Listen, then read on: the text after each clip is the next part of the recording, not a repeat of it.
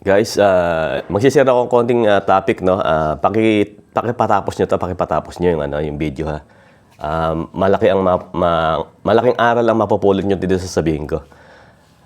Nung isang araw, nasa opisina ako, nag-text sa akin yung isang mother nung nag-OJT sa amin. Ang sabi kung pwede daw ba na yung anak nila bago matapos yung OJT, pwede daw bang dalhin sa site, sa solar farm site namin na ginagawa. Para daw matuto o makita yung actual na pag-i-install ng solar farm, no? Ngayon, naisip ko lang na maggawa ng series of videos. Ang magiging topic natin ay how to construct and design solar farm projects or utility scale solar farm projects. Kung gagawa tayo ng series of videos, ang para at least ma-share natin paano ba mag-design, paano mag-acquire ng lupa, yung bang lupa natin na tatayuan ay feasible or not, paano mag-apply ng service contract sa DOE, paano mag-apply ng SIS sa tawag dito sa NGCP or DIS sa Meralco, and so on, no? And sa mga electric cooperative.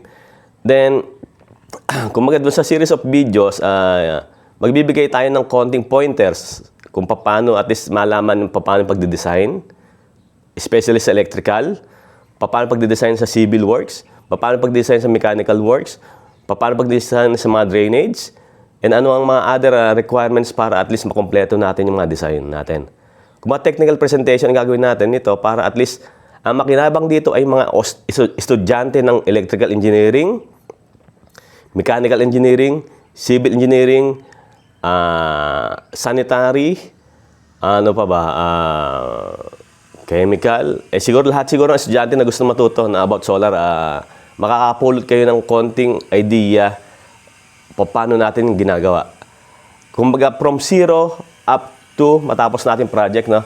Ngayon, kumbaga doon sa gagawin natin, magre-release tayo ng 2 to 3 videos per week para at least masundan nyo yung kung paano yung from number 1 hanggang to 100 para matapos natin yung pag-construct ng isang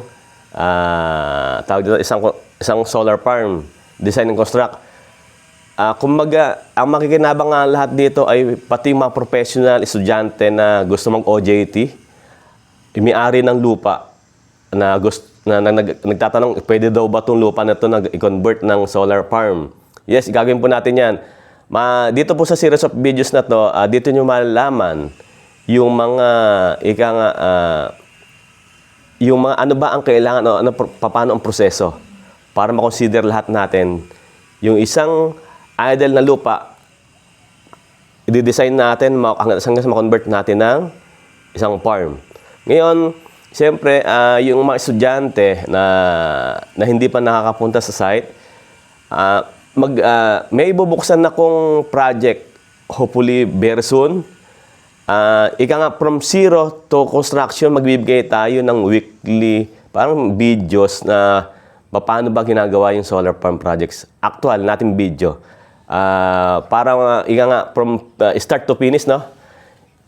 Siguro, doon sa mga nanay, tatay dyan, at saka kung sino yung nakapanood, pakishare itong video ko and to encourage yung mga anak nyo na kung sino man to follow para at least matuto tayo ng konting aral na maibibigay namin. Maraming salamat!